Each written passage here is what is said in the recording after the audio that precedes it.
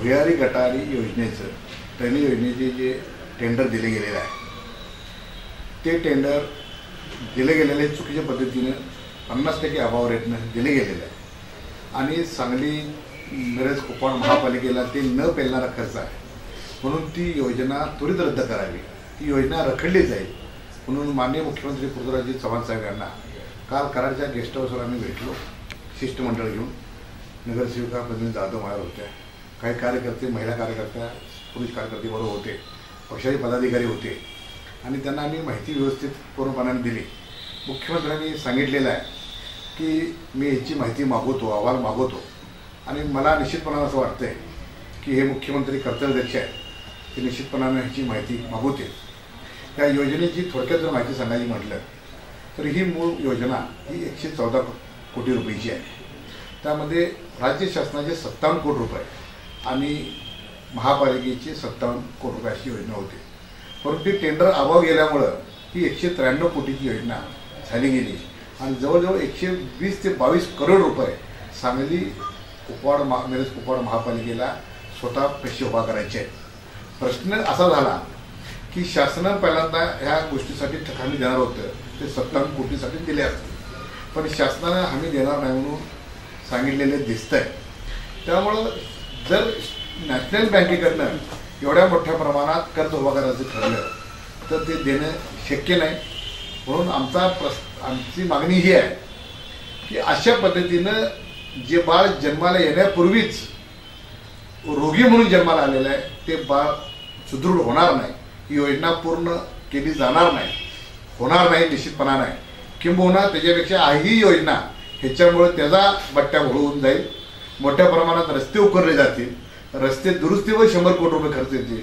जवळजवळ 130 ते 32 किलोमीटरचे रस्ते ही योजना करत असताना उकरले जाणार आहेत. ही फार मोठ्या सगळ्या गंभीर बाबी आहेत.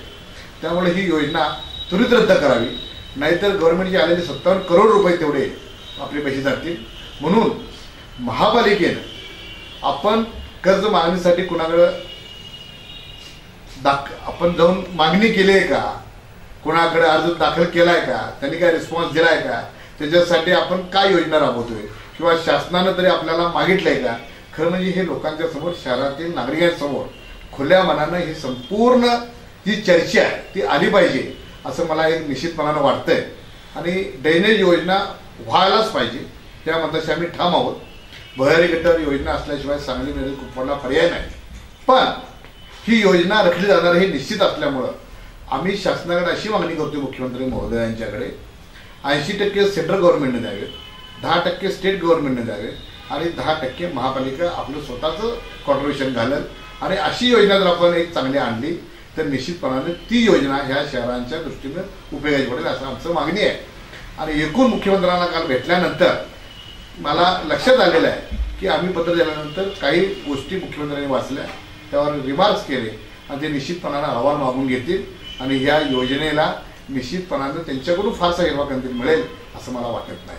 कारण हे सगळंच एकूण ही योजना घाईगडबडीत आणि वेगळ्या पद्धतीनं समोर आणून टेंडर मंजूर करून घेतलेलं आहे. त्यावेळी सांगली मिरज कुपवाड महापालिकेत स्थायी समिती अस्तित्वात नव्हती. जनरल बॉडी डायरेक्ट विषय आणून गोंधळामध्ये हा विषय पार पडला गेलेला आहे आणि शासनाकडून 11 कोटी आणले, ते दिले गेले लोकांना, परत 17 कोटी आले, परत दिले गेले, तर शासनाचे पैसे मात्र दिले जातील आणि योजना मात्र रखडली जाईल. महापालिका आपले पैसे उभा करू शकणार नाही असं आमचं ठाम मत आहे. किंवा ह्या बाबतीत देण्याचे जे जबाबदार अधिकारी इथले असतील त्यांनी स्पष्टपणानं समोर येऊन जनतेला सांगावं की आम्ही कशा पद्धतीनं पैसे उभा करणार आहोत आणि योजना पूर्ण करणार आहोत.